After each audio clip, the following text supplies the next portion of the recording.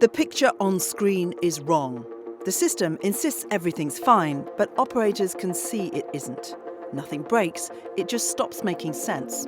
You might call it a fault, or jamming, or human error, but in 2026 you have to consider something else. This could be a digital attack, cyber, electronic warfare, sometimes both. Adversaries of various sorts, whether they're states or non-state actors, are using their cyber capabilities against us, whether we're at war with them or not. So what do we actually mean by cyber war? And are we already under attack? If you're able to get inside a digital system and to change certain parts of messages that they receive, or to change a visual display of a map that they register, you're able to change how they cognitively think or understand a particular situation. And modern multi-domain warfare is hyper-dependent on these systems. Networks, sensors, satellites, data links. If you can disrupt them, you can degrade decision-making, slow response, and affect outcomes. It runs on digital. And if it's digital, it's cyber, and if it's cyber, it can be hacked. That's the essential proposition here. From the start of the invasion of Ukraine, cyber has been used to disrupt communications. There were significant cyber operations conducted by Russia, for example, in disabling some of Ukraine's command and control through attacks on the Viasat satellite network. In fact, Russia hasn't been as successful at military cyber attack as it might have liked. What was interesting for me was before the war, when Russia was going to do cyber against Ukraine, it was a dog that didn't bark in a lot of ways because of defensive measures taken to reduce Ukraine's vulnerability to counter cyber attacks. But that doesn't mean we should underestimate the importance of cyber war.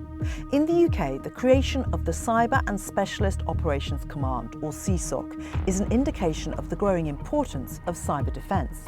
It's elevating cyber to something that's not just peripheral to the defence mission, but actually central to it. It cuts across everything else.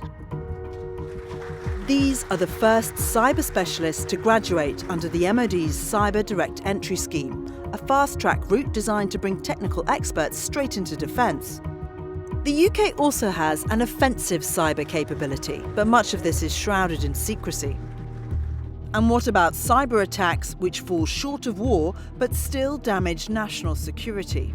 In the 12 months up to August 2025, the National Cyber Security Centre, which is run by GCHQ, says it dealt with a record 204 nationally significant attacks. That's up from 89 the year before, and it works out at about 4 attacks every week.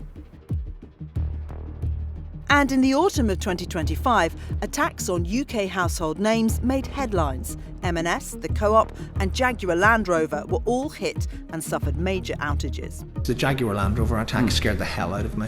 It's mostly for the strategic insignificance of the attackers. They're Russian-based criminals. They've no political agenda. They're looking for money. They're trying to extort money. And it turns out that they can empty supermarket store shelves and, force the government into a £1.5 billion loan guarantee and knock 0.17 percentage points off GDP growth in September by one cyber attack. Behind many of the attacks on Western targets, investigators point to a cybercrime ecosystem based in and around Russia. Russia is effectively giving carte blanche to cyber criminal groups, some of which are very well organised, to conduct extortion, kidnap and ransom, if you will, and fraud against targets outside Russia. This is a CIA recruitment video, put out on social media, overtly trying to recruit Chinese undercover agents, a sign of US interest in this part of the world. Up till now in this film, we've been mainly focusing on Russia. But Beijing is streets ahead of Moscow in terms of capability and expertise, with a reputation for spying on the West via world-class technology. Most recently, there's been concern around electronic vehicles. And just last year, the army issued a warning to personnel not to hold sensitive conversations while travelling in EVs. Like any connected vehicle, when you create the ability for a device to be connected to the internet and to be changed at any point by devices or systems outside of the car, you create a risk.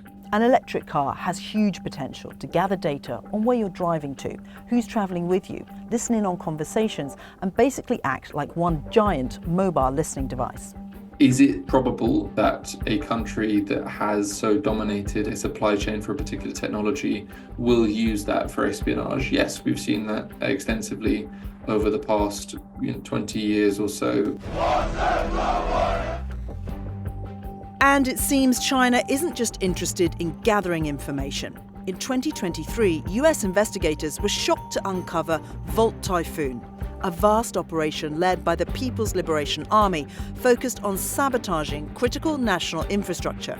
Volt Typhoon is a military operation, not an intelligence operation, which aims to pre-position within the critical national infrastructure networks of US companies. So that includes utilities, transport, education, government. And experts believe it's not just the US which is at risk.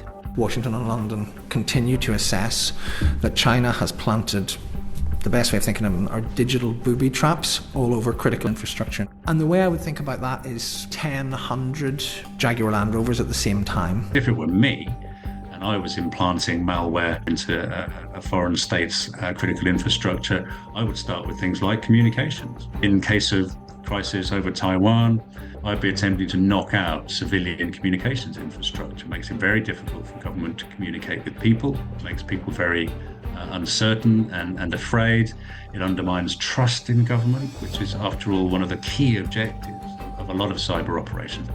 So cyber attack may not arrive as a dramatic Hollywood moment, but our digital connectivity is a vulnerability which our enemies can exploit. Russia is already active in this space. China is different, with vast, more sophisticated technology with the potential to lie dormant, ready to be switched on in a crisis. So, is the UK ready for a cyber war? Thanks for watching. For more from BFBS Forces News, like and subscribe to our channel.